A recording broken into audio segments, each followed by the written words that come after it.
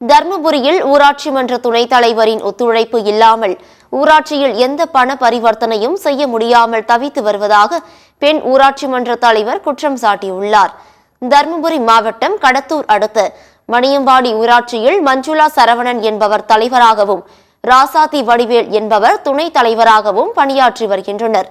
இந்த நிலையில் ஊராட்சி மன்ற தலைவர் மஞ்சுளா பல்வேறு முறைகேட்டில் ஈடுபட்டதாகவும் அதனை கேட்டதால் தன்னை தாக்கியதாக ஊராட்சி மன்ற துணைத் தலைவர் ராசாத்தி குற்றம் சாட்டினார். இந்நிலையில் இந்த குற்றச்சாட்டை மறுத்துள்ள ஊராட்சி மன்ற துணைத் தலைவர் மஞ்சுளா துணைத் தலைவர் மீது அடுக்கடுக்கான புகார்கள் தெரிவித்துள்ளார். என் பஞ்சாயத்தில் துணைத் தலைவராக அவங்க 5 வருஷமாக எதுலேயுமே ஈடுபாடு இல்லை, எங்களுக்கு ஒத்துழைப்பும் தரலை. ஏன்னா இந்த 4 வருஷமும் எனது நிர்வாக முறைகேடு தான் நடந்தது.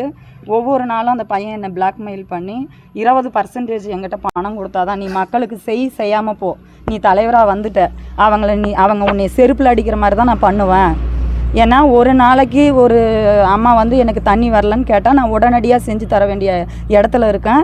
என் அக்கௌண்ட்லேருந்து பஞ்சாயத்து நிர்வாகத்துலேருந்து பணம் எடுத்து டிரான்சாக்ஷனே பண்ண முடியல. நான் கடன் வாங்கியும் பொம்பளைங்கிட்ட நகை வாங்கி வச்சுட்டும் தான் இந்த வேலைகள்லாம் செய்ய முடிஞ்சு.